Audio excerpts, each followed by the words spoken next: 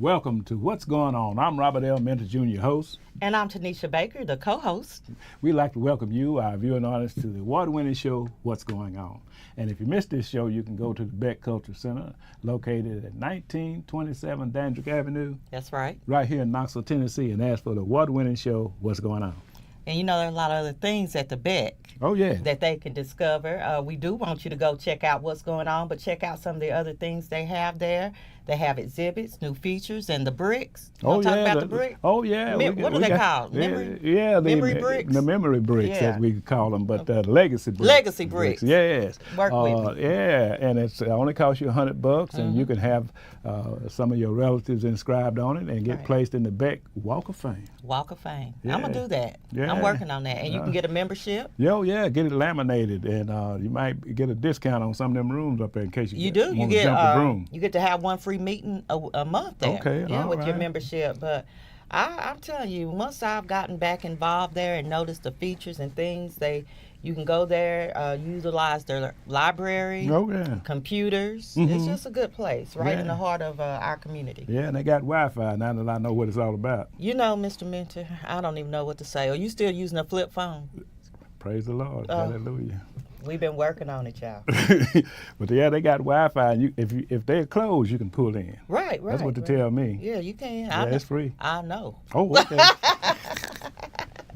Yeah, but that's a good thing. You know, we have a lot of kids in the community, especially now, that need access to the internet for school and such. And so if they have to, they can get near the Beck and utilize their services. All right. Yeah. And don't forget to tune in, Talking with T. Talking with T. I got to bring it up. Bring it up. 3 years. 3 years strong. Bless your heart. Real excited to keep that going. It's my podcast. New shows come out every Monday. Okay. You can visit www.talkingwitht.com for more information. But we like to say we chatter about what matters, and we educate, empower, and entertain the community. Look out here. I'm telling you the truth. Well, the leaves are getting ready to turn. They are. They are. And I don't know if we're actually going to have a fall or we're going straight from summer to winter. But I know the traffic is going to be heavy when they start turning. Yeah. It's always beautiful this time of year. East Tennessee, changing seasons. Yeah, it's a beautiful time. Yeah, so get out and enjoy Knoxville. There's no use of saying, like they used to say, there's nothing to do in Knoxville. There's plenty to do. It's plenty to do. Plenty to do. Plenty. All you got to do is just get out and explore Knoxville. That's right. And Gay Street, ooh. It's booming, isn't it? It's booming. They've revitalized a lot of this downtown, and there's a lot to do. Yeah. Yeah, I was down here and just amazed at the number of options you have for dining and whatever other things you might like to do and shopping and such. So, yeah. It's plenty to do here. Yeah. Well, we got our guest all the way from Nashville. All the way. Boy, it took me a while to get him this time. Boy, he's been awful busy. Yeah, he is a busy man. I used to be able to get him, but now I got to go through the channels. You know what I mean? Yeah, we got to be proper. Yeah, I got to go through the channels. I know the secretary down. She said, I'll get in touch with her. I said, please do. We'd like to welcome to What's Going On, no stranger. He's been on several occasions, all the way from Nashville. Our state representative is going to tell us about what's going on. Mr. Rick Staples, welcome. Right now, Tennessee is working on memory bricks. Thank you for coming. I could sit here and just listen to you. Y'all don't need gas. Listen to both of you. This is fun. Well, tell us about how long you've been in the seat now. Well, it's a staggered term, so 3 years. You've been in the seat 3 years? Yeah. On. So it's kind of a little different. I always have a little extra time, I believe. Okay. But first of all, I appreciate Mr. Mentor. You know, you mean a lot to me. Well, thank you, and you can take credit for a lot of success I've had. I just being on the radio with you and being around you and what you've done for businesses and getting information out to the community. It's been a blessing to sit up under you and glean from you. And you're one of and I always say you're my favorite mentor. And I really, and it has taken me a while to get on here. It just my schedule, I just didn't ever think I'd be as busy and gone from home as much. And it's a pleasure to be with Dr. Baker. She got it going on. Well, she does. She's had. I tell this story all the time. She has had it going on since we were 8 years old. Oh my! She was the first person to do a full poem in church at Tabernacle Baptist Church. Get out of here. Rest of us would go, Jesus, Jesus, love you, please, Jesus, Jesus. My knees, amen. They all good, baby, good. Tanisha could do all the Proverbs at 8 on Easter Sunday, Get out of here. with no help, You know what? So that's a true story.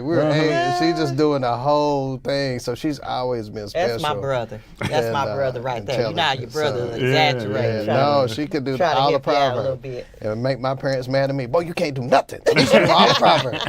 Something wrong with you. We need to go to one of them doctors. The whole kind of thing going. So well, we've had a long journey together and a lot of good talks, and I am so pleased and proud of your accomplishments and what you're doing for the community. I know personally, working with you whenever I've needed any assistance, a mentor, anybody, you've been right there.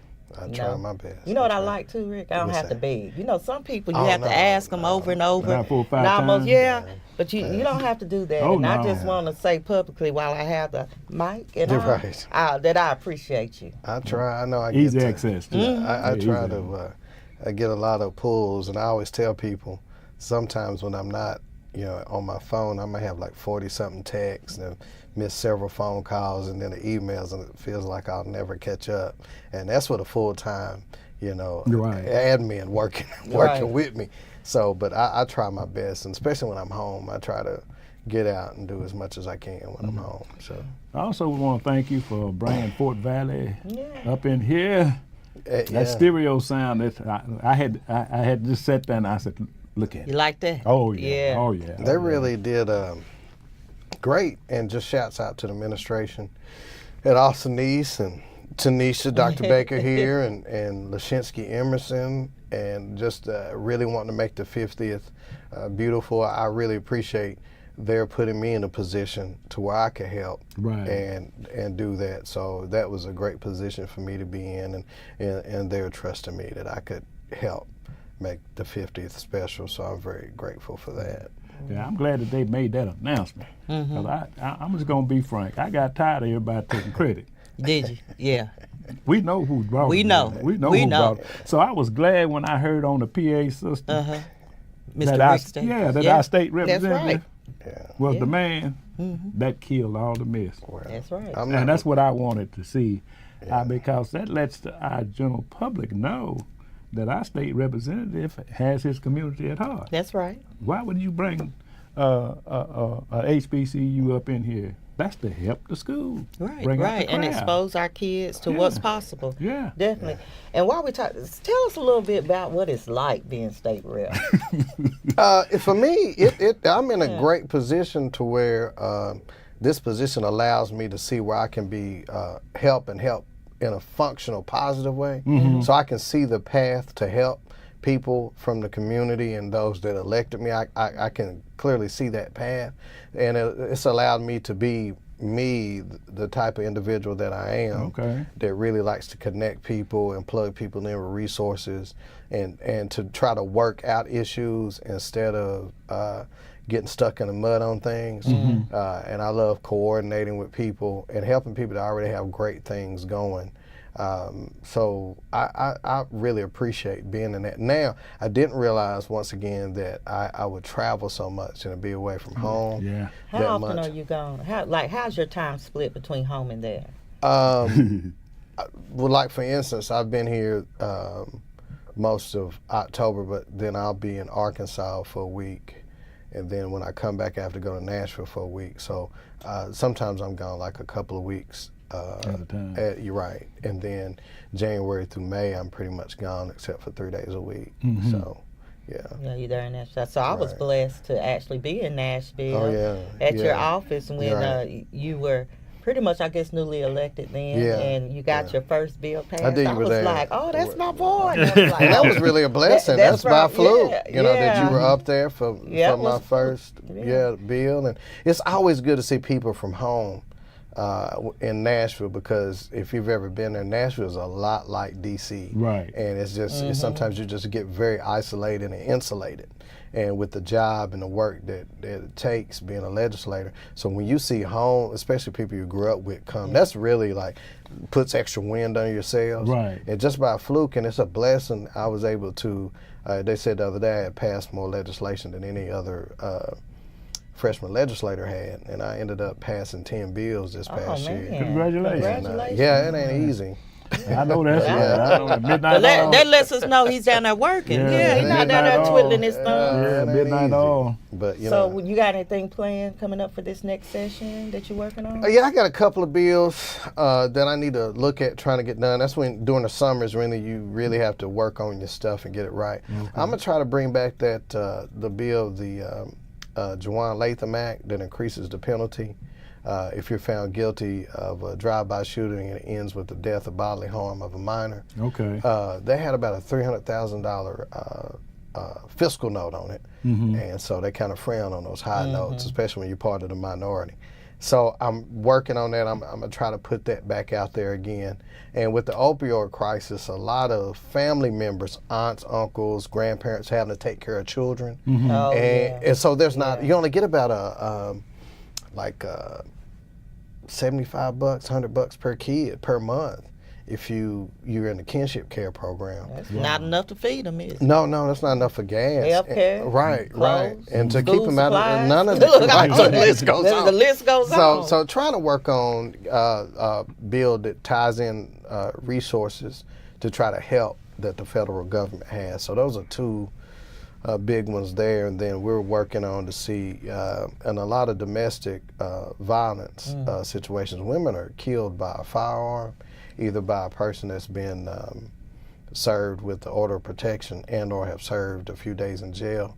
Due to domestic violence, when they get out, a lot of times they're taking a firearm and murdering our women in the state, and it's a high number. Okay. And so I'm trying to look at and work with legal and probably law enforcement on trying to figure out how to get those guns out of those hands so we don't have more victims. So that's just a few things I'm trying to work on. When you're a Democrat up there, it's like running on Ninja Warrior. It's like running a gauntlet. Very few. You can make it through. So we'll see. Very few and far between. Well, you know, Right. October So we'll is see. Domestic Violence Awareness Month, Yeah. and so you bringing that up, and I was looking at some of the statistics. It's pretty and sad. It's difficult, you know. Some of the strategies that are in place really don't catch all of the things that women need to be protected in that type of situation. So I'm glad you're looking at that. Yeah, a lot of these things are just common sense, and you really are elected to try to make people's lives more functional and better. So, yeah, we're going to look at that and see what we can try to do next year. Okay. Rick, one question I would like to ask you: the people that are running for office, being you the state rep in this area, do they contact you and let you know that they're coming in your area? I can say this, which is odd. This is well, thank you for asking that. I'm a terrible self-promoter, and so Terrible. yeah, and I don't really like, So it's odd to me that so many people do reach out to me and ask for advice across the state, and it's very difficult to run for office. It's so expensive now to run, and then it just takes a toll on the candidate. And then it also takes a toll on the candidate's family. It's just running, and it's just not as forgive the phrase. It's just not as sexy as television makes it. It's a very difficult. You get pats on the back. You might get a lot of Facebook likes, but then you might spend a lot of time getting whooped on too. People can be rough on you, and so just try to keep people encouraged so we can get good people to run. So I've been surprised by people contacting me needing to vent. Or ask me advice. So Have you found the camaraderie now at being a freshman down at the state, not standoffish, but been reaching out to you and giving you some advice? Yeah, I think that I really appreciate. I have to be honest. The Speaker of the House has been really. Beth Harwell was really good to me. Okay. Really fair. Craig Fitzhugh, the minority leader, was really great. I'm fortunate that a lot of the leadership, for whatever reason, like me. Good. And they. Because you likable. I keep telling my mama that. But she don't I keep telling my mom that. She don't want to hear that. But and I guess I've gotten kind of a reputation where I don't come up with foolish bills. Okay. And I want my fiscal requests, my budget requests aren't outlandish. Okay. So I've kind of garnered that. So it's kind of helped people let me in their office, or when I stop them in the parking garage, they don't run from me. Okay. Because a lot of deals get made in the parking garage because you got to wait for those leaders to go on smoke breaks or try to get in the car so you can get them by themselves. Right. So that's what I've had to do. So yeah. I like to send a thank you out to your staff down there, because every time I call, they just, I mean, they own it. They know how to take care of business. Yeah, can I give a shout out to my Yeah, staff? sure. I'm blessed that a young lady, Colleen Johnson, she graduated from Fulton High School. She graduated from the University of Tennessee as well. Right. Works in my office. And Colleen is a millennial, so that was scary to me. I was like, man, she's gonna work 3 weeks. So, but she is so quick. Good. And professional, streamlined, and she makes the office run so well, and she takes a lot of stress off of me. Good. And she kind of knows how I operate, and she's able to disseminate information and help people when they call. Or if she doesn't know, she'll go find it out for me, and she'll kind of update, especially when I'm in another state or something, working at a conference. So yeah, it's been really good. Yeah, I'm really thankful for Colleen. Yeah, you got a great staff down there. Yeah, she's really just really want to make sure that you know that, and I've called several times, and hey. Yeah, I know and she don't know how to work the coffee maker. Yeah. Okay, she don't know how to work the coffee Me maker. either. If that's at one of them new styles. Yeah, but that, look, if that's one of them new styles where you do the individual coffees. Oh, you talking about the Keurig? Yeah, I can't do it. No, I like that real boy. The pot. She said, that thing keeps dripping. Yeah. So I don't know. You want me to go down and get you some from the cafeteria? I'm like, no, it's all right. What's the vision now for 2019 for Representative Rick Staples?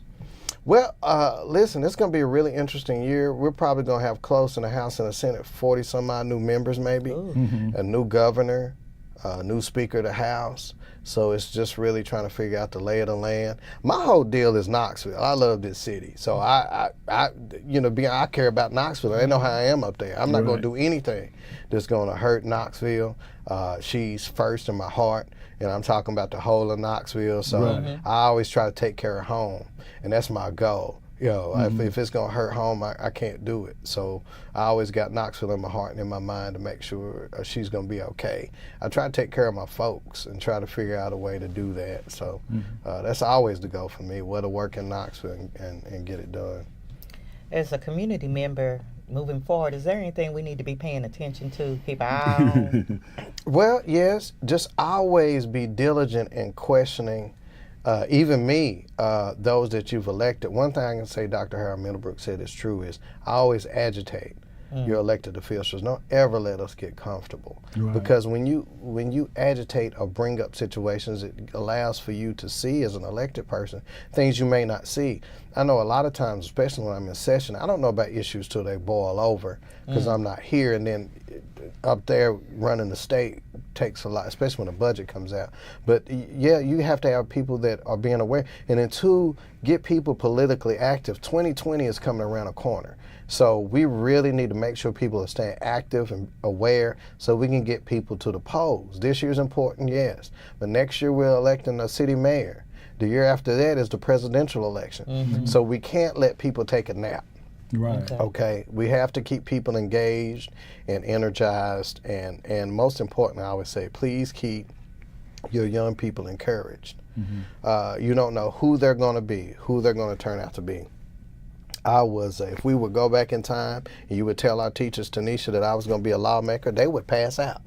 so you don't know what a child is going to be. That's right. You're right about that. So keep your young people exposed to things and keep them encouraged. So I think that's the biggest thing we should do. Yeah.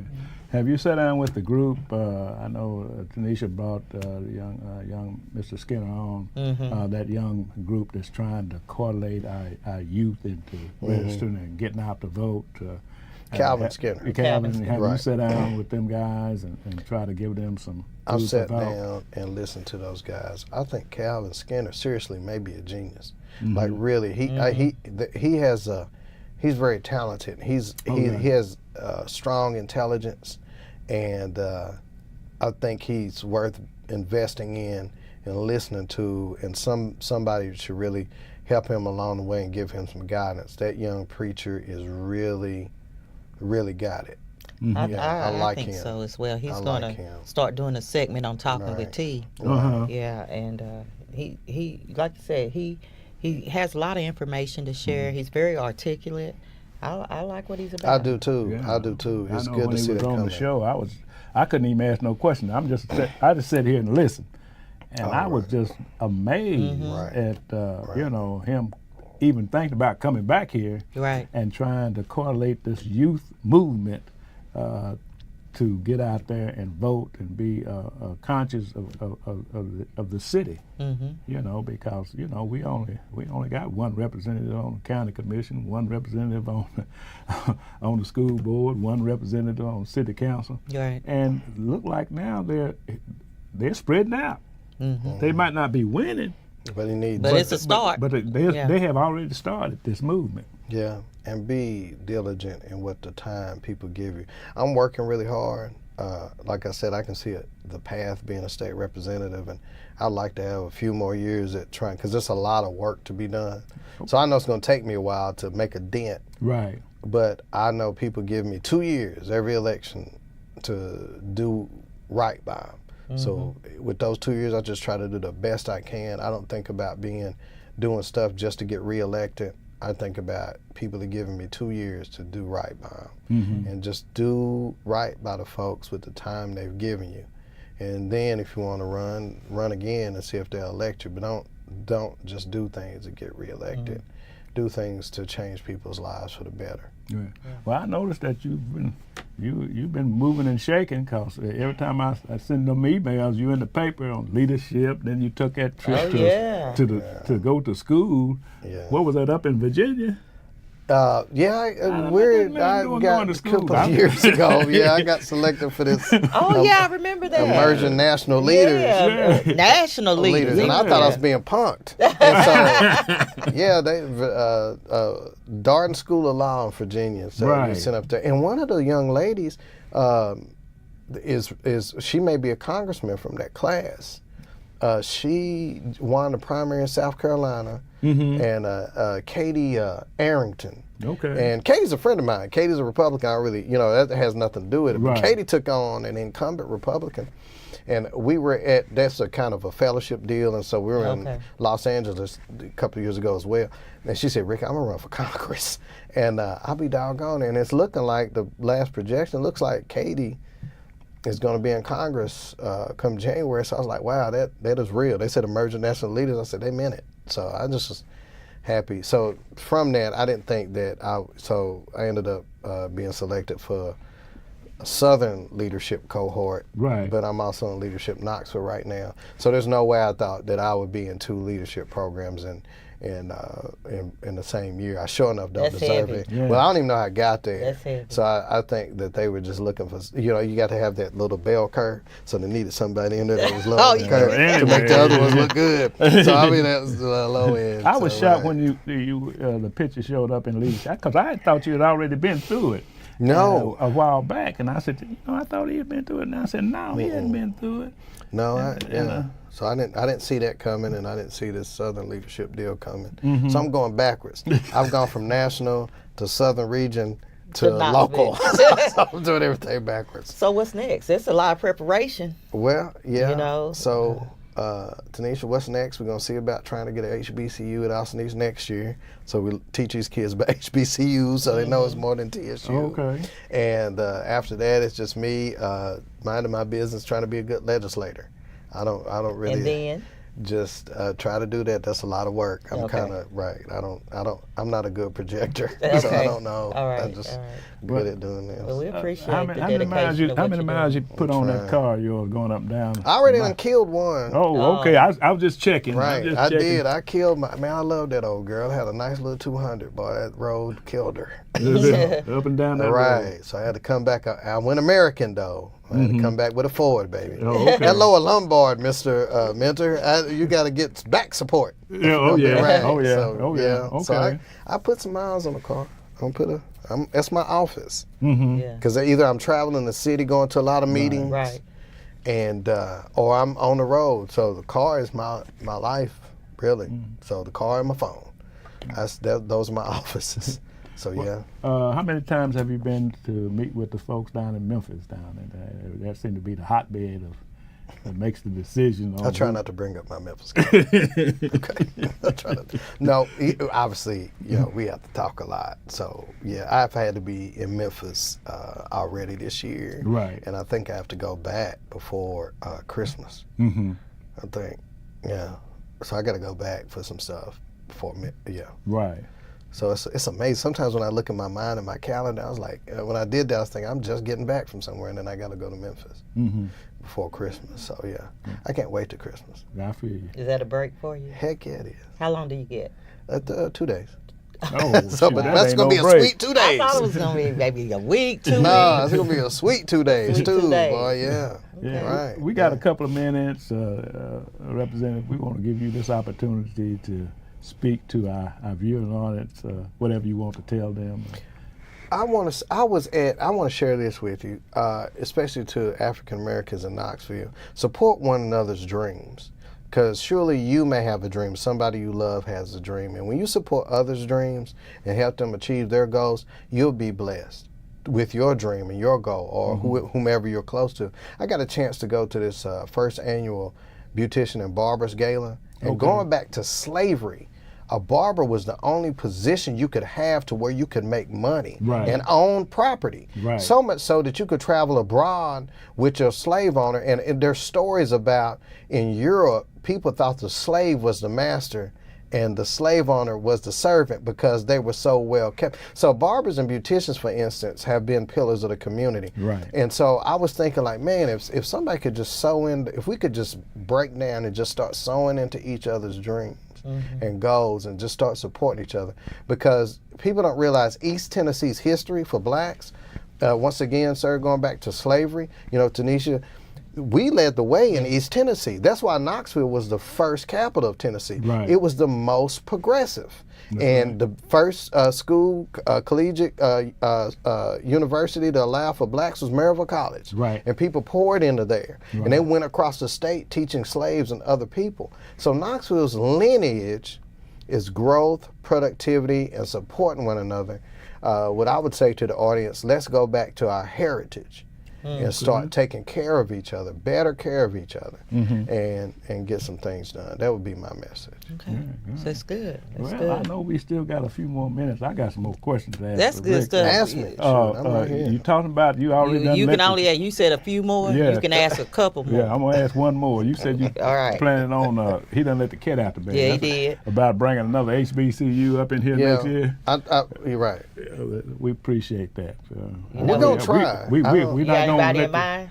we ain't gonna let the cat out the bag. Yeah, I don't. It's a couple that are interested in doing it. Oh, good. But we'll see. It's hard to bring those. It's so hard to I bring can those imagine bands. the logistics It's around that. very, Yeah. very difficult, and that's another stress level that is unique Gotta to that. feed them, house them. Right. So you gotta let him enjoy his 2 days for Right. Christmas, and then next year we're Next gonna year. start working on Trying to on see the, who we can the right. following homecoming and who we can bring. Yeah, okay. Yeah, try to get that done. So right. Right. So- Well, we want to thank you so much for taking time out from your busy schedule to come on What's Going On. Always good to see you. Yeah, state representative. State representative Rick Staples. Rick Staples. When I send him an email, I always say my state Representative. I love my when you state do rep. that, too. Thank you for We that. appreciate the job that you're doing down there in Definitely. Nashville, and thanks for supporting East Tennessee. I'm a work. And your home, and your home your folks. Love my hometown. home Yeah. people. I got bridges and everything named after folks up in here. You know, Oh, that's yeah. unusual. I'm waiting on my bridge. We got 30 seconds left. I need a bridge, a street, a corner. I would call it Proverbs 31. Because Tanisha can do the whole book of Proverbs. Well, I'm working on Revelation now. Yeah, you are a Revelation sister.